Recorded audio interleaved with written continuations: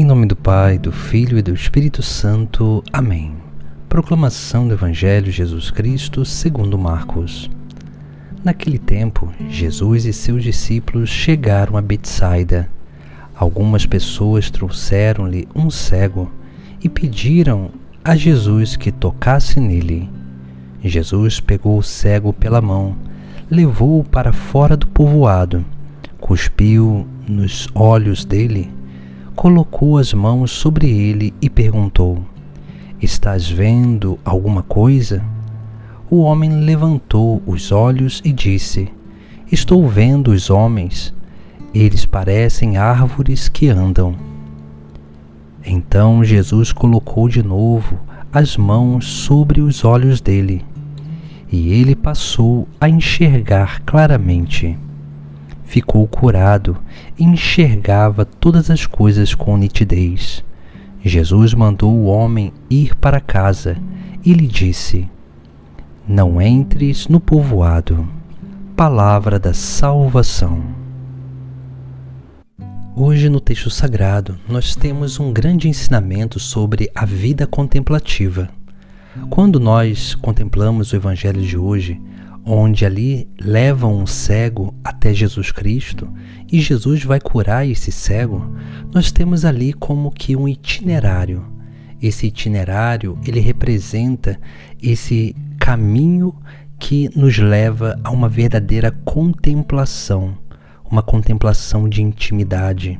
Por isso que quando levam aquele homem cego até Jesus e vão pedir para que Jesus tocasse nele, Jesus pegou o cego pela mão, levou-o para fora do povoado. Aqui nós temos a primeira etapa do itinerário da contemplação, que é esse sair da cidade.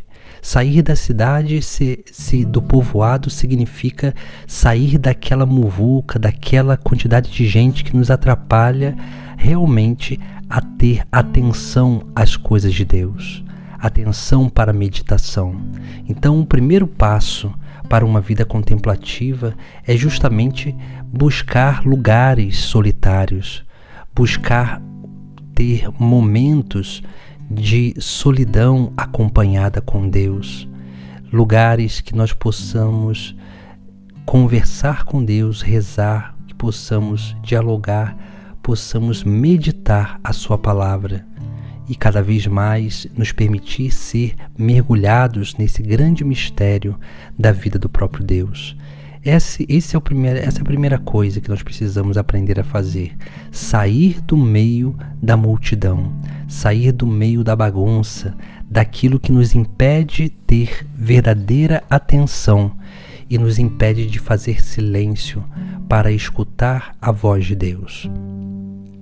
Depois nós temos um segundo passo, onde Jesus Cristo vai colocar as mãos, primeiro, vai cuspir nos olhos dele, do cego, e depois vai colocar as mãos sobre ele e vai fazer uma pergunta: "Estás vendo alguma coisa?"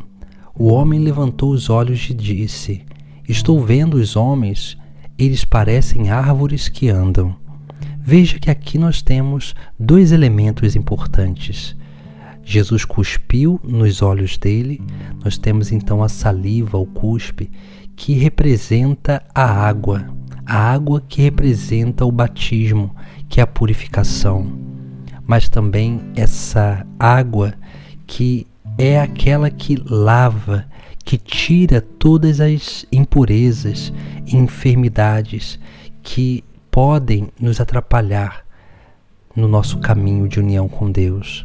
Assim, nós precisamos cada vez mais ter esse elemento que possa lavar os nossos olhos, que possa realmente tornar os nossos olhos aptos a enxergar. Por isso que nessa segunda etapa da vida contemplativa, nós temos a água que é símbolo do próprio Cristo, Ele que é a água viva.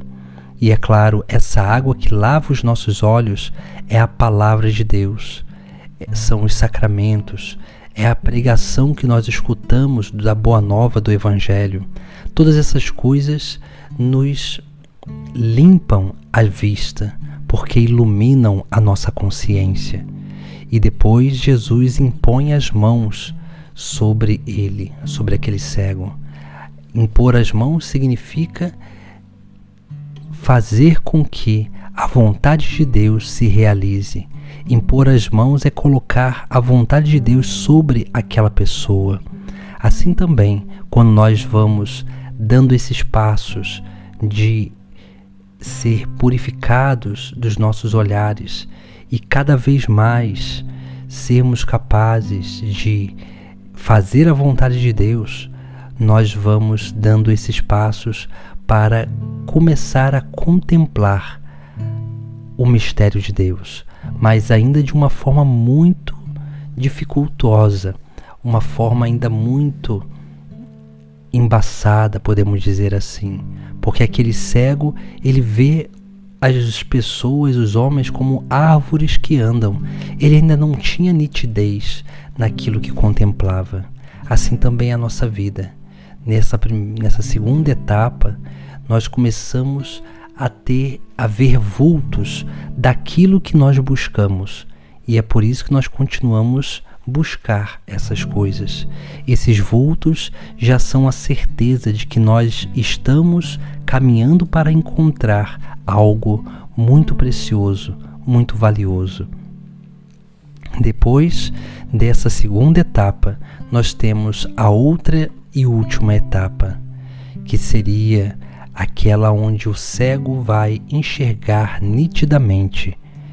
Assim nós vemos ali onde o evangelista relata: então Jesus colocou de novo as mãos sobre os olhos dele, e ele passou a enxergar claramente, ficou curado, e enxergava todas as coisas com nitidez.